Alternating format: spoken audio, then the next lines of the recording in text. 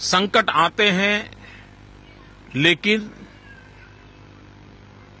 किसी संकट के समय नेतृत्व दिशाहीन हो, असहाय हो, निराश हो, तब संकट बहुत गहरा हो जाता है। 125 करोड़ का देश आज निराशा की गर्त में डूबा हुआ है। दिल्ली के तख्त पर से, दिल्ली के शहंशाहों की तरफ से आशा जगे, विश्वास पैदा हो, टूटा हुआ भरोसा फिर से पुनः प्रस्थापित हो, न ऐसी कोई सोच दिखाई देती है, न ऐसे कोई कदम दिखाई देते हैं, और न ही कोई कार्य योजना दिखाई जाती है। देश का दुर्भाग्य है कि दिल्ली के शासकों को न देश की रक्षा की चिंता है, न रुपये की कीमत की चिंता है। उन्हें अगर चिंता है तो कुर्सी बचाने के कार्यक्रमों की चिंता है, कुर्सी बचाने के तौर तरीके क्या हो, उसी में वो डूबे हुए हैं।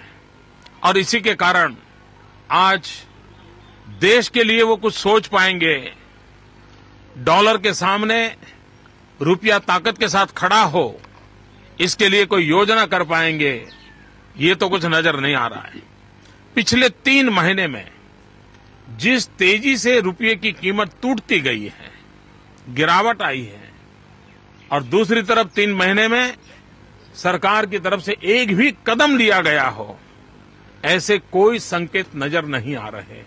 और तब जाकर के देश को चिंता होना बहुत स्वाभाविक है। और एक बार रुपया गिरता चला जा रहा हो, तो दुनिया की आर्थिक शक्तियां इसका भरपूर फायदा उठाती है। उसको भी रोकने में दिल्ली की सरकार पूरी तरह विफल गई है। पिछले 5 साल से लगातार हम सुनते आए हैं कि बस 3 महीने में महंगाई कम होगी, 3 महीने में महंगाई कम होगी। पिछले 5 साल में 100 बार दिल्ली के किसी न किसी राष्ट्रीय स्तर के सरकार के नेताओं ने देश को आश्वासन दिया, महंगाई भी रोक नहीं पाए।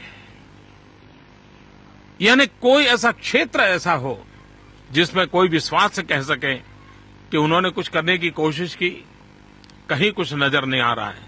और तब जाकर के कल्पना के बाहर का बहुत बड़ा संकट आज देश के सामने खड़ा हुआ है। सर, जिस तरह से आपने